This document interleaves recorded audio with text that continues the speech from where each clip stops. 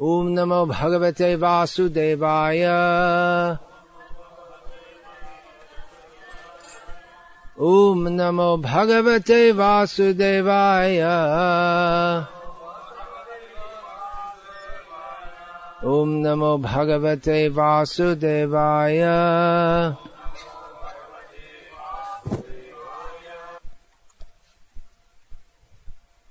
Already devotees are leaving this festival. Some have left.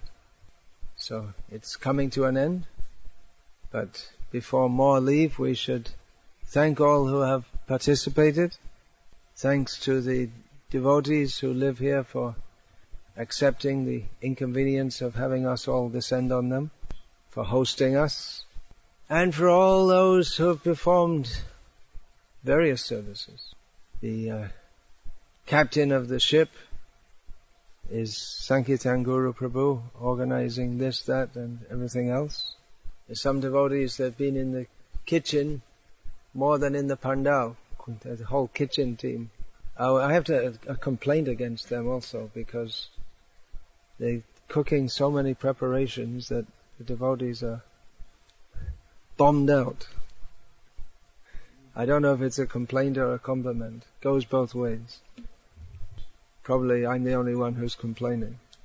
I think for many of the cooks it would be a new experience cooking on open fires with big pots like this, is it? Is it? You're not accustomed to that. There's no one here to answer, because the ones who could answer are in the kitchen. It's quite an art to learn how to do that without getting burned and getting all smoke in your face. How to make the stove and how to make the fire. So it's definitely a different atmosphere, isn't it, in the country as compared to the city, having the festival here. In the city there'll be more devotees attending, whichever city it is, because local devotees can more easily attend. But there's a certain sweetness of being in the country, yeah. And as I said at the opening of the speech of the festival, then it may give devotees some little taste of what Srila Prabhupada spoke so much about, that devotees can actually live on the land peacefully. So you can all give your verdict what you want for future, city or country, or maybe alternating. There are certain inconveniences of being in the country. But actually when you get used to that, it doesn't take long to get used to it, and then you feel quite happy like that. In the city, usually devotees are spread out, their residence, their lodging is spread out. So at least here everyone's all together. There's nowhere to go. Alright, so thank you, and let's get on. Yesterday I was talking about humility, and if you weren't bashed and smashed enough to become humble yet, I'd like to say a few more words about that. What is the difference between spiritual humility and material humility? Actually, spiritual humility is real humility, and material humility is a perverted reflection. It's not real humility at all. And that's true of all similar supposed good qualities of materialistic people, that it's not the real thing. Real compassion is spiritual compassion.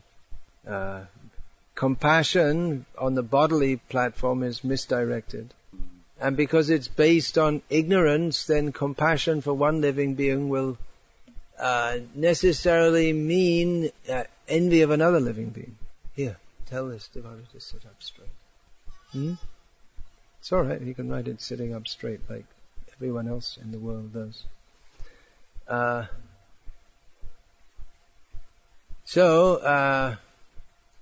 Just like I was talking about a certain so-called mother from Calcutta. So she had compassion on the hungry people. So she fed them, not being very compassionate to the chickens and goats and all other living beings that became their food. So actual humility, that is We can find that expressed in the writings of our acharyas. A feeling of total helplessness, dependence on the mercy of Krishna, the Guru and Vaishnavas, and a feeling of unworthiness, that I'm not fit to be engaged in devotional service. I'm very sinful. It's only by the mercy of the Vaishnavas that I can have any opportunity whatsoever to engage in devotional service. So it's a feeling of being helpless and being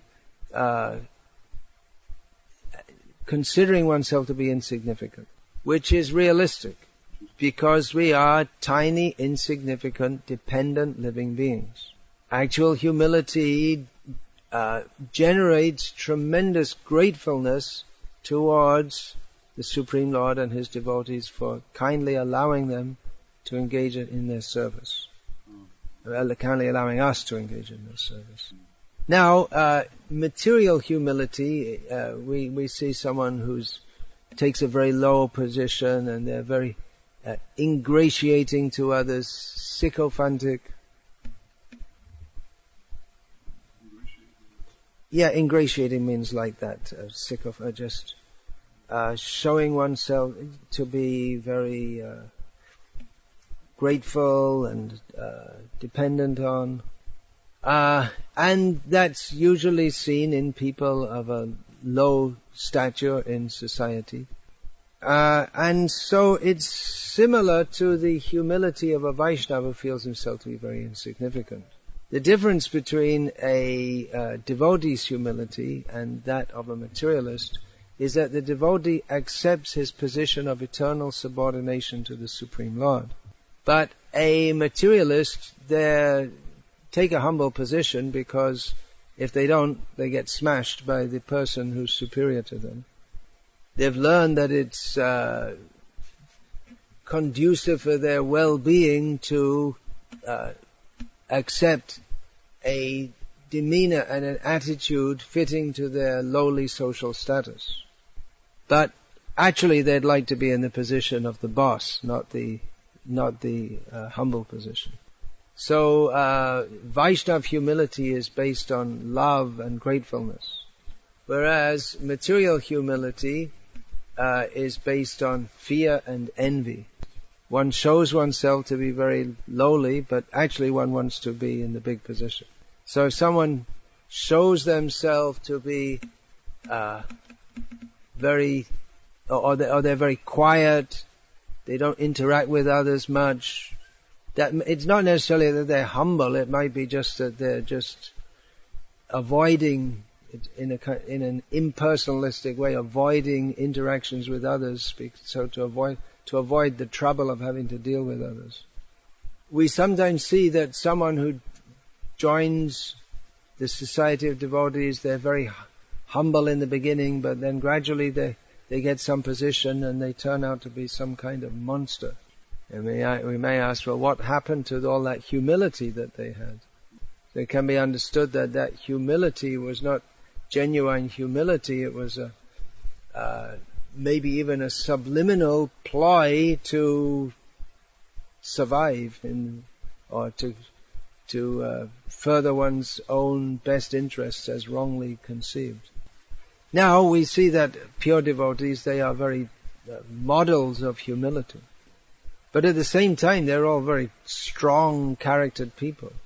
It is a misunderstanding to think that humility means to have a weak character. Rather, humility means to know who to be humble with. Just like we see that Sita, she was very humble in her dealings with Rama. Although she would, sometimes she would speak up and give him advice, contrary to advise him to cease to do some of the things that he was doing.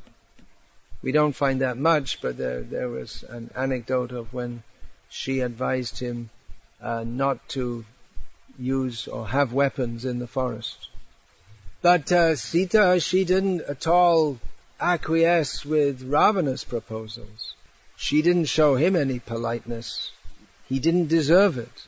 To be so-called humble toward people who don't deserve it is to ratify or to give credence to their rascaldom and nonsense. So Vaishnav humility doesn't mean to become a wimp or a non-personality. A wimp means like a cowardly effete, like that. Cowardly effete, characterless person. Humility means to take the order of Krishna and execute it with full vigor. That is a Vaishnav definition of humility. So we see that the very emblem of humility is Hanuman burning Lanka. He's taking because he's so much accepted his own role of subordination to Rama. He doesn't think of his own interest. Therefore, he acts for the pleasure of Rama, even at great personal risk. Another question that was asked, I didn't have time to discuss yesterday, was my attitude toward 24-hour kirtan. Well, Chaitanya Mahaprabhu said, Kirtaniya Sada Harihi, the name of Hari should always be chanted. Pure devotees, they're always engaged in kirtan. Dayata das kirtanete ash. This Bhaktistan Saraswati Thakur says that his desire is always for kirtan. So there should be always kirtan. But at the same time we should understand what kirtan is. Kirtan is not some folk music, some religious folk music. Kirtan can actually be performed by pure devotees. Because kirtan means to glorify Krishna. That's why Mayavadis, they can never do kirtan. Now in America, what they call kirtan is becoming popular among some New Age people. Yeah, philosophy, New Age. That's philosophy.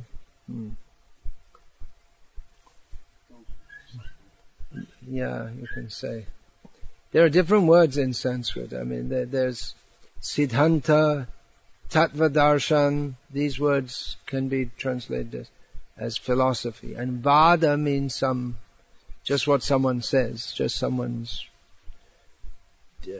could be someone's verbal dysentery. Tattvadarshan, Tattvagyan. So, thousands of in small yoga studios or sometimes in stadiums with thousands of people, they come together and they chant the Hare Krishna mantra and other things also. But they have no attitude of surrender to Krishna. For them it's something which they think is spiritual. For them spiritual means something that makes them feel psychically good, as does also their illicit sex and intoxication. Not meat eating, they're usually vegetarians. So actual kirtan means Shravan kirtan, hearing and chanting. We can actually chant purely if we hear from pure devotees who is Krishna, who are we, what is our relationship, and why we chant the names of Krishna.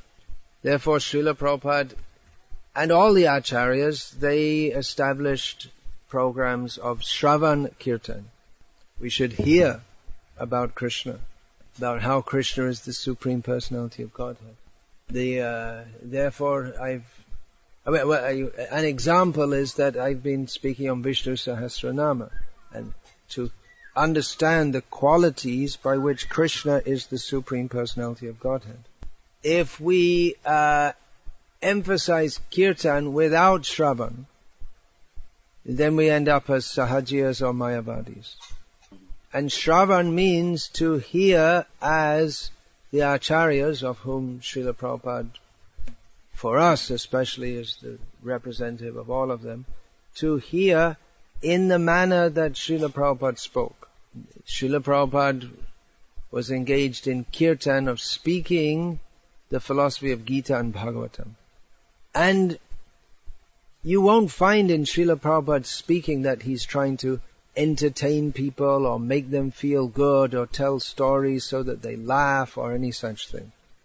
He's very concerned to educate people in the science of God, Bhagavat Tattva Vijnana, and to speak in such a manner to destroy people's misconceptions and attachments to this material world, and to develop attachment to Krishna. So just to tell stories or speak Leela, that's for liberated souls. And for pseudo-devotees who want to fool themselves that they are liberated, and who don't want to actually surrender and give up their attachments. So, in our ISKCON also, if we're going to have only kirtan without this kind of shravan, then it will degrade if it has not already done so. And then we'll get, for instance, professional kirtaniyas, people who sing nicely and who are flown around the world to attend different kirtan melas, and they're paid to do so because otherwise who will pay their household expenses? So they're paid to chant Hare Krishna. And they do a good job. They do a good job. They sing very nicely. But no one asks or no one cares what is their standard of their own personal life. What is the standard of their sadhana? Do they chant 16 rounds?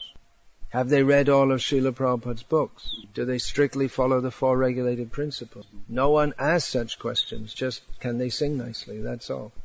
So in such an ethos, it's already badly deviated from pure devotional service.